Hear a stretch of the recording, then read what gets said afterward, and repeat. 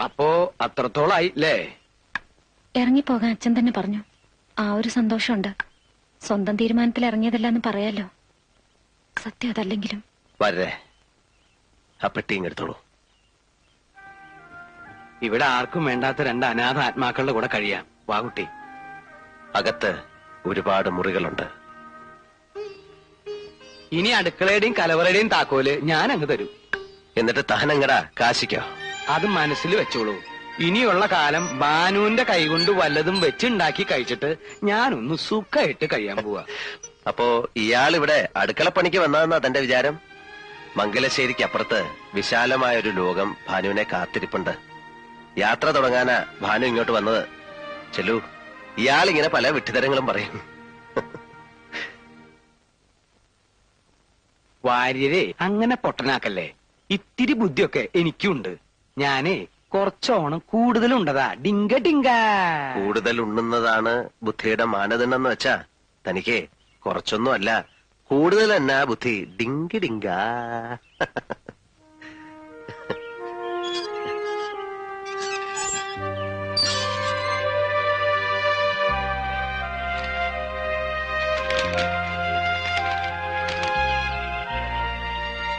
വരേ വരേ.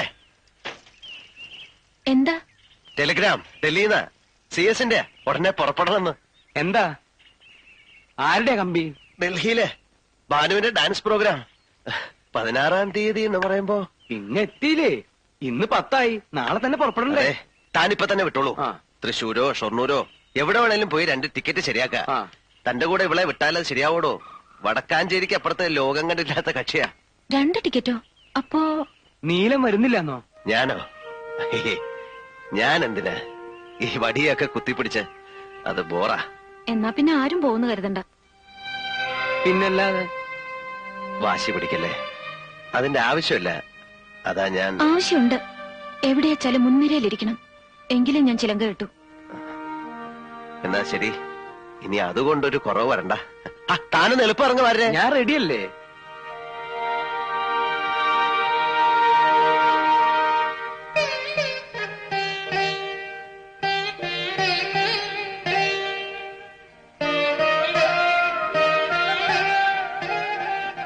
എന്താ ഒരാലോചന? ഞാൻ ഓരോ കാര്യങ്ങൾ ഓർത്തങ്ങനെ നിന്നുപോയി. ഗംഭീരാവണം പ്രോഗ്രാം. പലരും ഉണ്ടാവും കേമന്മാർ. നൃത്തം കഴിയുമ്പോ ബാക്ക് സ്റ്റേജിൽ അഭിനന്ദിക്കാൻ വരുന്ന മഹാന്മാരുടെ ബഹളം. ഞാനതിങ്ങനെ മനസ്സിൽ കാണുകയായിരുന്നു. സത്യം പറയട്ടെ, എനിക്കിപ്പോ വലിയ മോഹങ്ങളൊന്നുമില്ല. നൃത്തത്തിനോടുള്ള ആ ആവേശമൊക്കെ വിട്ടുപോയെന്ന് തോന്നുക. വിഡ്ഢിത്തരം പറയരുത്. ആ ആവേശമാണ് പ്രാണവായു പോലെ കൂടെ വേണ്ടത്. പിന്നെ മോഹങ്ങൾ ഒരുപാട് മോഹിച്ചാലേ കുറെയെങ്കിലും നടക്കൂ. ആകാശത്തോളം മോഹിച്ചോളൂ, ഒരു കുന്നോളം കിട്ടും. ഇതുകൊണ്ടൊന്നും ആയില്ല. കടലും കടന്നു ചെല്ലണം. കാലുകുത്തുന്ന അരങ്ങുകളെല്ലാം കീഴടക്കണം. ഇതിനിടെ മറന്നു പോകരുതാത്തൊരു കാര്യമുണ്ട്. വിവാഹം. നാടെല്ലാം ആശീർവാദം ചൊരിയാനെത്തുന്ന ഒരു വിവാഹം. അതും കൂടെ എന്റെ ബാധ്യതയാണ്. അതെപ്പോഴും ആവാലോ. ഇത്ര അടുത്തില്ലേ? ഞാൻ കഴുത്ത് കുനിക്കുന്നു, ഒരു ചരടെടുത്ത് ഇങ്ങോട്ട് കെട്ടുന്നു, കഴിഞ്ഞു. ആകാശത്തുനിന്ന് പുഷ്പവൃഷ്ടിയും മംഗളവാദ്യം ഉണ്ടാവും. ഭാനു, അബദ്ധം പറയരുത്. അബദ്ധമല്ല, മനസ്സിൽ എന്നോ നിശ്ചയിച്ചുറപ്പിച്ചതാണ്. നടക്കില്ല, നടക്കാൻ പാടില്ല. ഭാവിയുടെ വാതിലുകൾ മുമ്പിൽ തുറന്നു കിട്ടുമ്പോ വഴിമുടക്കുന്ന കാര്യമാണോ ചിന്തിക്കുന്നത്? വഴി തുറന്നു തരുന്ന ആളെങ്ങനെ വഴിമുടക്കിയാവും? എനിക്കതിനുള്ള അർഹതയില്ല കുട്ടി. എന്ന് ഞാനാ പറയേണ്ടത്. നിനക്കറിയില്ലേ, എന്റെ ഇഷ്ടത്തിന് വഴങ്ങുന്ന ശരീരം പോലും എനിക്കില്ല. പിന്നെയുണ്ട് ഒരുപാട് കാരണങ്ങൾ. എനിക്കതിനു മാത്രമുള്ള വിലയില്ല. അതാണോ കാരണം? ഒരുപാട് കൂടുതലാണ്. നിനക്കറിയാൻ പാടില്ലാത്ത സത്യങ്ങളുണ്ട്. എന്റെ ജന്മം തന്നെ. അരുത്, ഒന്നും പറയരുത്. അമ്മയെ കാണാൻ പോയി തിരിച്ചെത്തിയ രാത്രി അന്ന് ഞാൻ ഉറങ്ങിയിട്ടുണ്ടായിരുന്നില്ല.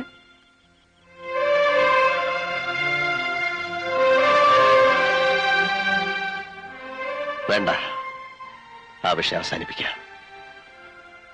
എല്ലാം തന്റെ നന്മയ്ക്കായിരുന്നുവെന്ന് പിന്നീട് ബോധ്യമാവും.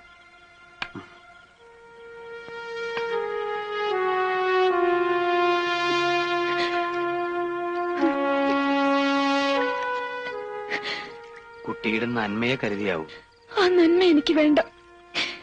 ഈ ജന്മം മുഴുവൻ അദ്ദേഹത്തെ ശുശ്രൂഷിക്കാനുള്ള ഒരു അവകാശം, അത്രേ ഞാൻ കൊതിക്കുന്നുള്ളൂ. മോളെ, നീ നാളെ ലോകം മുഴുവൻ അറിയപ്പെടേണ്ട കലാകാരിയാണ്. പക്ഷെ ഞാനൊരു പെണ്ണ് കൂടിയാണ് വാര്യരമ്മാവ. ഇത്തിരി മോഹങ്ങൾ ഞാൻ കൂട്ടിവെച്ചിട്ടുണ്ട്. അതെല്ലാം മറക്കുന്നതിലെളുപ്പം മരിക്കുന്നത്.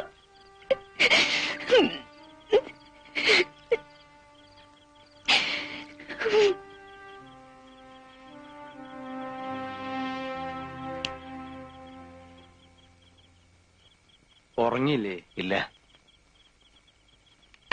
ആ കുട്ടിയുടെ കണ്ണ് തുറന്നിട്ടില്ല. ഒരു നേരം പോക്ക് പറഞ്ഞു. നടക്കാൻ പാടില്ലാത്ത ഒരു വിഡ്ഢിത്തം. നീല, ഒന്നിങ്ങോട്ട് നോക്കുക. ഞാൻ ആ മുഖം ഒന്ന് കാണട്ടെ. ഏതിരുട്ടിൽ വേണമെങ്കിലും വിളിച്ചോളൂ. പക്ഷേ ഈ കണ്ണെനിക്ക് കാണാമെങ്കിൽ ആ ഹൃദയം എനിക്കറിയാൻ പറ്റും. ഇന്ന് ഈ ദേഹത്ത് ജീവൻ തുടിക്കുന്നുണ്ടെങ്കിൽ അത് മരുന്നിന്റെയും മന്ത്രത്തിന്റെ അല്ല, ആ കുട്ടിയുടെ പ്രാർത്ഥനയുടെയും സാമീപ്യത്തിന്റെയും ഫല. എന്റെ മുഖത്ത് നോക്കി പറയൂ, നീലാണ്ടന് ഭാനുമതി ഇല്ലാതെ പൂർണ്ണതയുണ്ടോ? ഭാര്യരെ വിഷം തരാൻ ആവശ്യപ്പെട്ട് എനിക്കൊരു സ്ഥാനം നൽകിയിരുന്നല്ലോ അച്ഛന്റെ. ആ സ്ഥാനം സ്വീകരിച്ചിട്ട് പറയാ, ആ കുട്ടിയുടെ കണ്ണീർ തുടയ്ക്കണം. അവരുടെ നന്മയാണ് ആഗ്രഹിക്കുന്നുവെങ്കിൽ ചാവോളം അതിനെ നെഞ്ചിൽ ചേർത്ത് നിർത്തണം.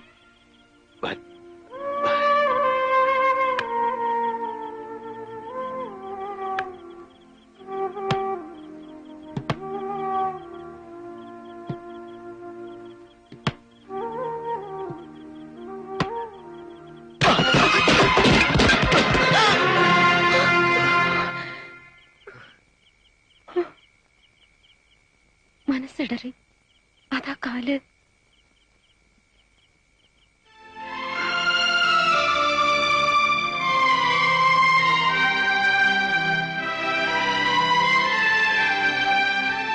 പുണ്യമാണ് നീ, കോടി പുണ്യം.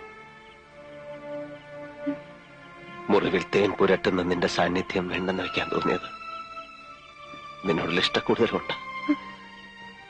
ഇനി ഒന്നിനും, മരണത്തിന് പോലും നിന്നെ ഞാൻ വിട്ടുകൊടുക്കില്ല.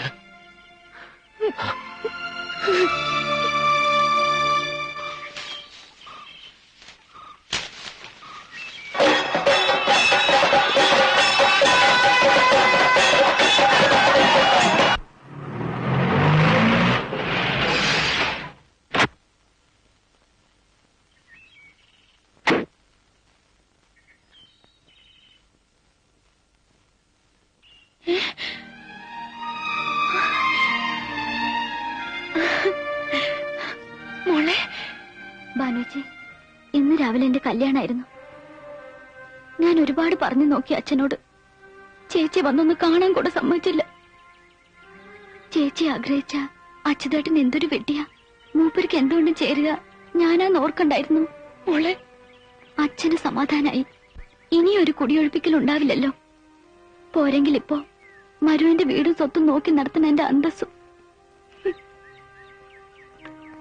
നിനക്കിഷ്ടമല്ലാതെ ഇഷ്ടവും ഇഷ്ടക്കേടും എന്നെ പോലൊരു പെണ്ണിന് അങ്ങനെയൊക്കെ ഉണ്ടോ? കിട്ടിയത് മഹാഭാഗ്യം എന്ന് കരുതല്ലാണ്ട്. ഭർത്തി ചേച്ചി വിളിക്കണം.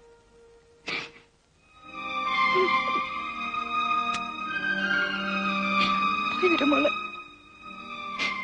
എന്തെങ്കിലും വിശേഷങ്ങൾ ഉണ്ടാകുമ്പോ എന്നെ അറിയിക്കാൻ മറക്കരുതേ ചേച്ചി.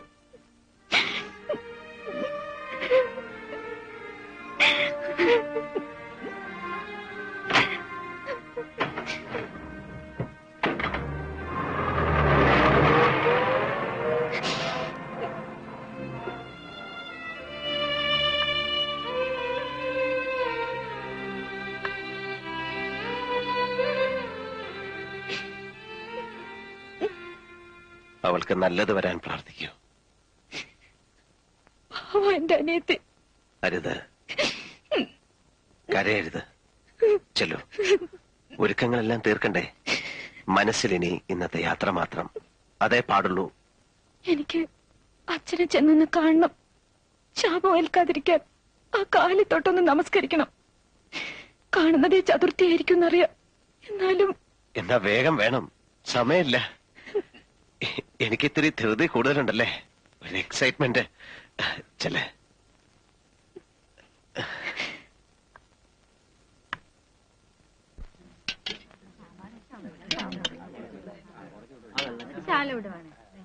ഞാൻ പറയായിരുന്നേ, ഒരു കണക്കിന് ഈ അന്നദാനം നന്നായത്. ഒരു വിവാഹ സദ്യ എന്നൊക്കെ പറയുമ്പോ എന്താ ചെലവ്? പെട്ടെന്നെടുത്ത തീരുമാനമായിരുന്നല്ലോ. ആരെയും വിളിക്കാനും പറയാനും ഒന്നും പറ്റിയില്ല. പിന്നെ നോക്കിയപ്പോഴേ